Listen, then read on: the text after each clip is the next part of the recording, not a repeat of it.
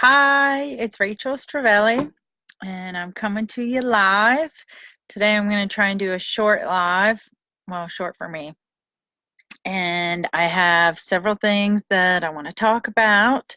And if you're watching, feel free to ask a question. If I mention something that you'd like to hear me elaborate, or if there's something you're curious about.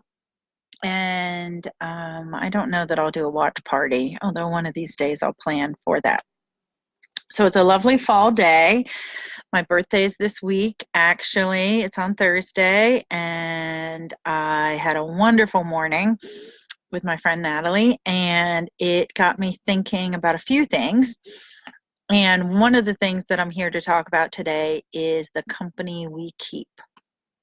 And so I have been thinking a lot about the people around me because I know that the people around me really impact how I am, how I feel, how I show up in the world, and all of that. Hi, Rebecca. Good to see you. And this is supported by science and it also makes sense too. And you may have heard the expression like you're the sum I mean, that's a weird way to say it, but you're the combinations of five people you're around the most. And, I don't think there's a study that shows that per se, but there are studies that show if one of your friends get divorced and you're married, your chances of getting divorced actually climb exponentially. And so actually, that's why I avoid divorced people. No, I'm just kidding. I don't avoid anybody. Oh, good, Rebecca. I'm glad. Um, but the company we keep. So one of the things is in the way our brains work, we have mirror neurons. And so when we see other people doing things, it's almost like a natural inclination to start doing it ourselves. And for anybody who has worked with children, if there's something you don't want them to do, you better hope you're not doing it. Because if you are doing it, they're probably going to start copying it and modeling it. And some of this we do not even consciously, because there's just so much information that comes at us every day, so much stimulus, so that we have to have a way to limit the amount of things that we think about and that we pay attention to. And so then we start adopting behaviors of the people around us. Hi, Casey. Really good to see you. See you virtually, that is. So like my friend who I was with this morning, I knew even before she got here that I could ask her to go for a walk and she would probably want to do it because she likes to be active. And so that's a choice that I make when I hang out with people.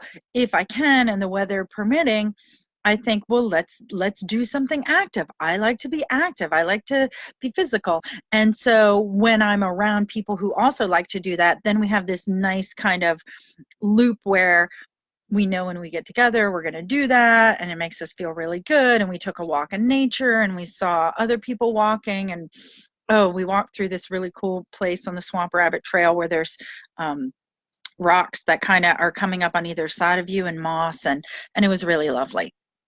Now, if I would have chosen this morning to hang out with a friend who likes to watch a lot of Netflix and eat Halloween candy, we might have had a fun time, but that's not really where I want to be going with what I want to be doing. Like, I don't want to just sit around and eat Halloween candy. And not to say that there's not a time and a place for doing all of these things, but if we're trying to do something new in our lives, it really helps to have people that you can have, that you're around, that you can look at and see, oh, they're doing this thing, and it makes it more normal for us. And another aspect I want us to think about with the company that we keep is, I believe that it's really good on a periodic basis to look at the people we're around and ask ourselves, does this reflect my values and like the things that I want to do? And also, is my circle of people inclusive? Is it all just one race or one gender or one belief system or one religion? Because if it is, while that might be more comfortable socially, you're probably not receiving new ideas and new information that's that different than what the group you're in has accepted as normal. Hi, Jessica. And here's the kind of inherent problem with that. In case you haven't noticed, like there's so many shifts happening in our world. Okay, I'm sure you've noticed, like you would have to be, not very aware to not notice that. And so when we are being inclusive in our social circles, we're receiving new information, we're connecting with new people. It allows us to do so many different things. It allows us to have in our own awareness, like, oh, here's somebody who is a different race than I am, or a different religion. And when I connect with them, I can learn more about where they're coming from. It expands my awareness. We can share with each other. I can learn what their concerns are, and I can see things, hi Tracy, that I didn't see when I wasn't, because I'm just not a part of that culture, or I'm not a part of that belief system. And I, even though I think it can be uncomfortable to put yourself in situations where you are with people who you don't know if you have as much in common, I really think in order to move our world forward and to have a place where there's more happiness and we're caring for the earth and we're caring for each other, we want to be having conversations with all people from all different walks of life and who are different from us. I know that when I do it, even if initially I'm nervous, like, what am I going to have in common with this person? Or what are we going to talk about? I consistently tell myself things like, if I'm not in a habit of doing this, to like, I'll kind of, what do you call, pump myself up and just tell myself, okay, it's okay to be nervous. It's okay to be scared. Just be polite and just be open. Because one of the reasons I think that when we're not interacting with people who are different in some way or another from us, we start to just get comfortable talking about the same kinds of things and having the same social norms. And so then we have to think in new ways when we're going to interact with someone differently. I was at this recent networking event, and one of the guys asked me a question, and I don't remember now what the question was. And it was a question that I feel like no one has ever asked me before.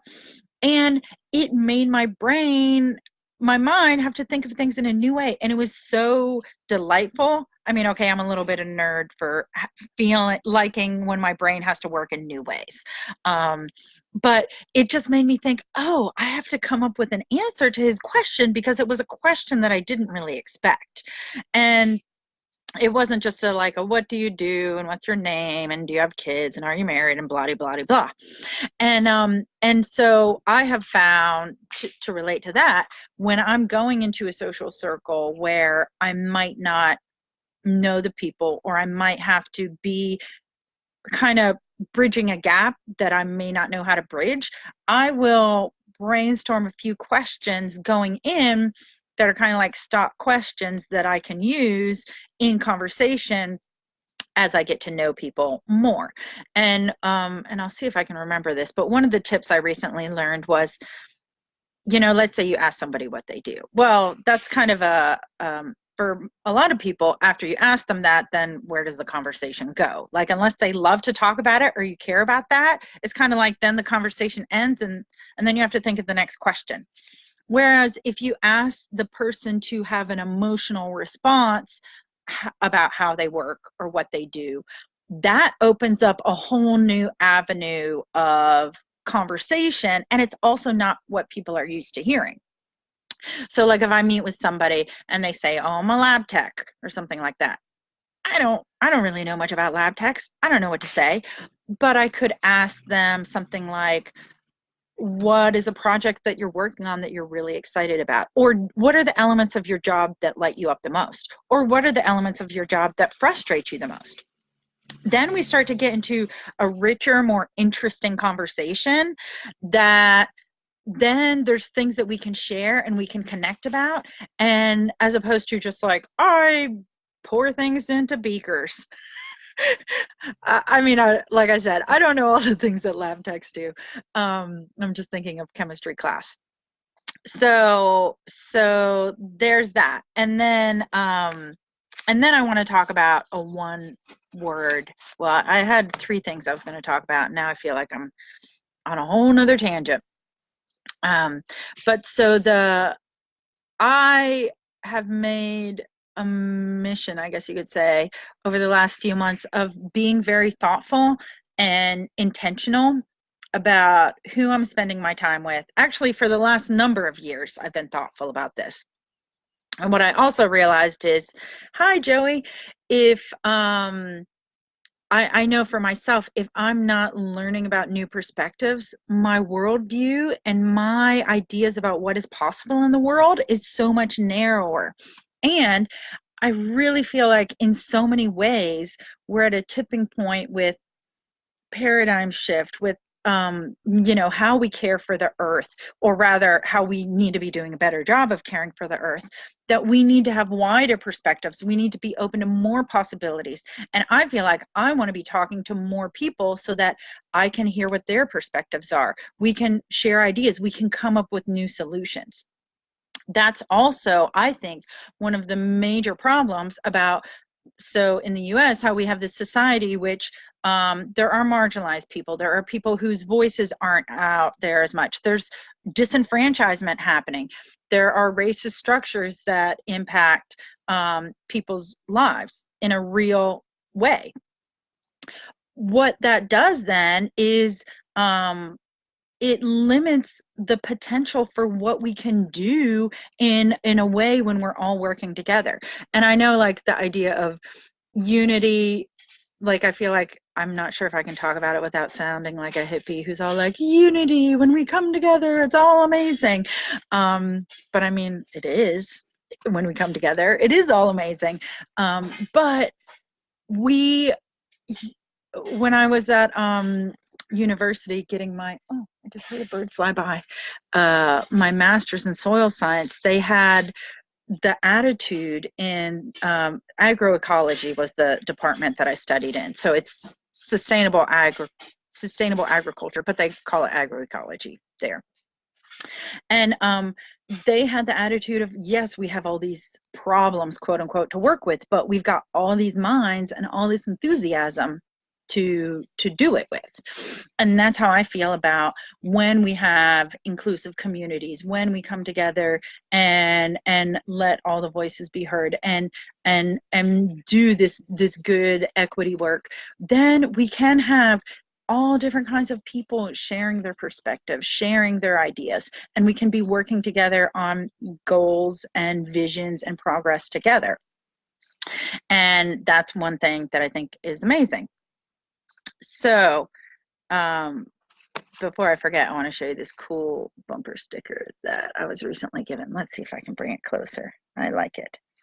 When sleeping women wake, mountains will move. And my friend got this for me in the Pacific Northwest, so this is a salmon. And one of the things that it makes me think about, so you may have heard Dalai Lama has this great quote about the Western woman is going to save the world. I don't remember if that's exactly how he says it. But there's a lot of people who are like, oh, Western women are going to do so much great stuff. And of course, men can do good things too.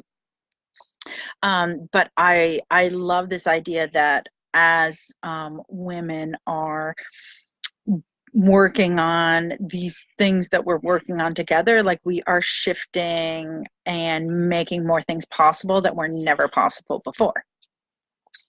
And that's super exciting. I feel like there was another thing that I wanted to say about that, but maybe I'll come back to it again. And I also want to share about one word. So there, and it's not going to be just one word at all, but I want you to think about, can there be one word that I use that can make a really big difference in how I'm looking at things? And so at this same networking event, I think it was that day, where I met the guy who was asking me a question that made me think of things in a new way. somebody asked a question about, I think it was income or something like that. And oh, do you have too much money to spend? And everyone was like, no, no, no, I don't have that problem. And I said, yeah, I don't have that problem yet. And I love to use the word yet to add on to something that might be a limiting belief or a thing that we have that's an obstacle that we feel like is in our way. And I find it's fun if you start doing things like that. Those around you might also pick up on this fun thing that you're doing, and then the company you keep can kind of be supporting that. So let's say you feel like, oh, I really want to meet someone, but I haven't met them yet. So instead of being like, there's no, eligible men or women that I want to date, you just add yet to the end of it. If your struggle is, oh, I really want to run a 10K, but I just can't do it. Well, add yet. I just can't do it yet, or I haven't done it yet. Maybe it's a fitness or a health goal, or a weight loss goal. Maybe you really want to get yourself published, but it's just not working, or there's a job you've really been going for or a connection that you want to make and it's just not happening. If you add yet onto the end of this looping thought that you have, which is making you feel like it's just, oh, this hasn't happened, end of story. But it's not the end of the story, really. The story continues. You're still alive. As long as you're alive, the story's still continuing. And so if you add yet to the end of it, that's one way of opening it up. And then you see, oh, okay, it's not the end of the story. It's not the end of my life. There's still time. And is another word. If yet doesn't light you up or excite you, and is another word that my coach uses this, and other folks I've heard like to use it a lot. And I think it's another great one because it allows you to acknowledge whatever statement you have that's kind of a defining statement for you right now. So mine could be, I'm a part-time stay-at-home mom. I don't feel like I have enough time to work on the things I want to work on. And I could just, some days I might just leave it at that and be like, poor me. That's my life. Or I could say that and then put and at the end. And I'm getting creative. And I'm finding the time. And I'm going to work in the evenings instead. And so adding that allows you to open up and start to see, oh, okay, I was keeping a very narrow view of things. And when I say this, then it opens up. And that's the other reason, back to the company that we keep and the people that we're around. That's the other reason that I so much love having people around me who are open-minded, or they're open to possibility, or they have different perspectives than I do. Because if I'm connecting with these people that I'm around, and I'm also letting them know, like, hey, what do you think about this? Or can you give me some ideas? If I have already seen everything I can see from my limited perspective, but then I bring it to them, then it's two people's perspectives. And so then it gets bigger. If I do it like I am a part of a mastermind that I paid to be in, and then I'm a part of a mastermind that I created that I don't pay to be in. That's a local one. And being in these, it's like when all the minds come together and they're working on something and seeing a problem or issue or obstacle, all of a sudden you have so many different eyes and perspectives on it, and you can have so many different ideas coming up with it. And so if you have something in your life that is a really big problem that you're dealing with, well, maybe you need to have people over for dinner and be like, look, we're going to do a potluck, or I'm going to feed all of you, and like we're all going to brainstorm and come up with 10 new solutions for what I could do about this thing that's driving me crazy. Or how can I quit smoking when I've wanted to quit smoking and I just haven't done it? I'm not saying that I'm a smoker, but maybe that's the issue. Or maybe the issue is, I need to leave my marriage. That's not my problem either, but it could be yours. And you think, okay, but if I'm going to leave it, then I have to be financially stable. And so it's like, then you got to walk it back. And so some people are like, oh, there's just too many things. Like, how am I going to make the money? And how am I going to do this? And then it's easy when it's only your mind and your perspective to be like, ah, I guess I can't do it. I'll just keep on being miserable. But where's the fun in that? Whereas if you could bring together some of your friends or even an acquaintance and be like, hey, you might not know somebody that well, but if you feel like they have a new way of looking at things or they're open-minded, you could ask them, hey, I would love to take you out for breakfast or take you out for a beer and have you help me figure out this thing that I can't figure out. I bet most people would love to do that for you. If you have something that you want to work on long term, there's people like me or other people who are coaches who will work with you one-on-one and help you like envision a path and move forth upon that path. Because a lot of things, like I'm an introvert in some ways, and while I love having my downtime and I do love being alone in some ways, I don't like being alone all the time. And I actually don't like to solve my problems, hey, Beatrice, by myself all the time. And a lot of the best solutions that I've come up with came from one of two places. They either came from me taking the time to take a deep breath, to sit in meditation or go take a walk outside and just be open to, okay, what is God or the universe going to show me as what can be a next step that I take? And I get a lot of great ideas that way. And I also get some crazy ideas, or well, crazy to other people. Sometimes they seem crazy to me too. And then, so that's one of the ways that I find. So it's like me connecting to nature, connecting to the divine. That's where I get a lot of inspiration and a lot of support and ideas for how to handle things.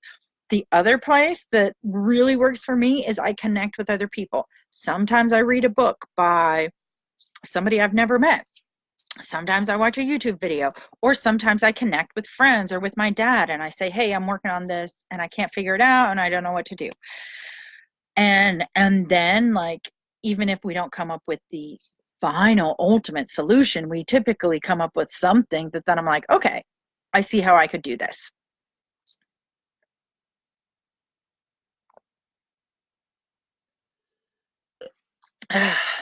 All right, well, I was going to try and make a shorter video today, even though I know some of you, like Beatrice, just came in just now.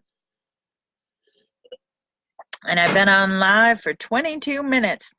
Oh, hey, Holly, how are you doing? So I'm trying to see if I have anything else to say before I go off. Does anybody else want to have a thing? Those of you who are still here that you want to pipe in and say? So yeah, the power of connecting with new people. And the funny thing is, sometimes it's not even the people we expect who give us the insight or the ideas or the connections that we thought we would have. There was a study done somewhere, some university, where, or maybe it was through LinkedIn, where they found that a lot of times people getting new jobs was not like the people in their immediate circle, but like one step removed from that. So like you're a friend of your brother or a friend of your husband or your sister's coworker. So it's like not always like your inner circle of people who would have a solution for you, but sometimes it's the outer circle. And that's one of the reasons I love connecting with new people too, is because you never know who's going to show you a new way of looking at things, recommend a new book. And it's like every person can open your eyes to a new way of seeing things that you had never even considered before. Similarly, I believe nature can do that for us as well. Like going outside and spending your time deeply connecting with nature. Nature has a presence. Nature has an intelligence. And when I'm out in my garden and I'm observing what the squirrels are doing, what the plants are doing, what the acorns look like, I get new ideas. I have new insights about things. Hey, Whitney.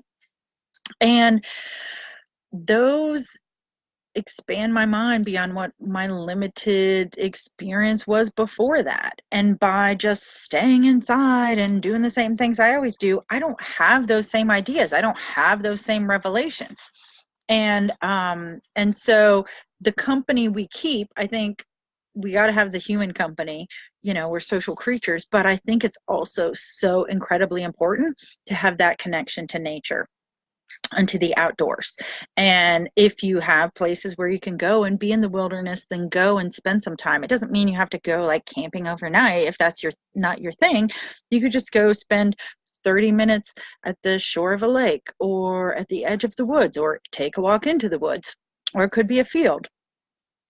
And one of the other reasons it's so important is if you feel hey Judy, if you feel the call inside of you, or the pressure of like, oh, things are happening to the planet, our climate is being disrupted, habitats are being destroyed, the bird population is plummeting, the bee population is plummeting. I mean, I don't want to get us all depressed here, so I'm not going to go on and on, but things are going on. One of the things that I think is so important is we need to make sure that as individuals, we are being connected to nature, because it's really not so easy to want to work to protect something that you don't even have a relationship with. And so making sure that part of the company you keep is having a connection to the outdoors and having a connection to nature, and finding a way, okay, what is your entry point to it? And that makes it easier when you get to a point where you're like, oh, well, would I like to do something to help protect or conserve? Well, then you might find, oh, well, I really care about waterways, so that's what I donate to, or I go do a river stream cleanup.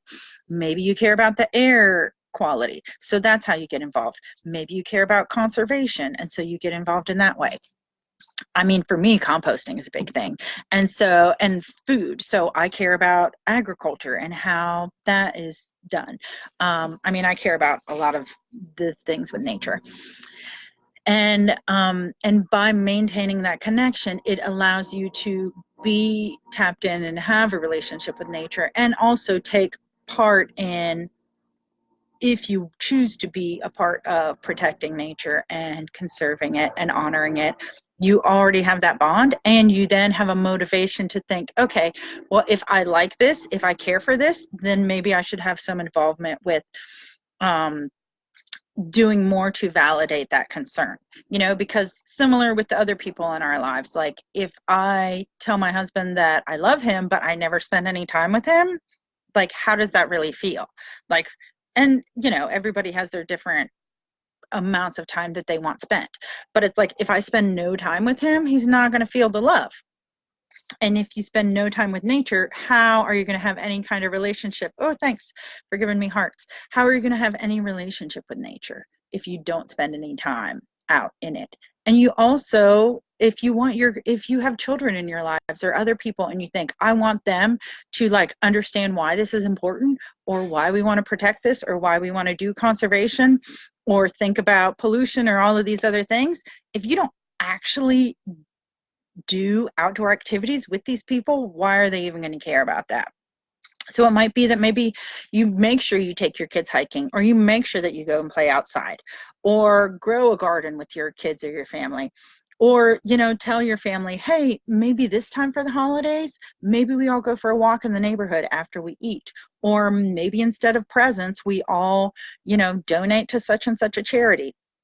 Or maybe we say that instead of our normal presents, everyone has to buy zero waste gifts, or something along those lines. You can take this and extrapolate it out in your own life, but I believe that when we have feelings inside of us that are persistent, that it's good to look at those and see, like, what is this information telling me? Why am I feeling that? And then we can choose, okay, maybe I want to do something about that in my life. Maybe I want to make sure that the company I keep is supportive of the future that I want to have. Maybe I want to make sure that I use a word to help expand my awareness when I'm thinking too narrowly. Whew. All right, I've been talking for a long time, so I think I'm going to wrap it up, unless anybody has a thing that you want to say, or a question, or a comment. And I'm almost out of my water too. Well, thank you for joining in. Thank you for sharing your hearts and your love and all that good stuff. And feel free to message me if there's anything that you want to ask me more about that you feel like you don't want to put in the comments to the side. And yeah, I hope you have a great day and find some good company to keep and a word that expands your awareness, and that you find some good quality time that you can spend in nature, because it's an amazing way to be. All right, have a great day. Bye.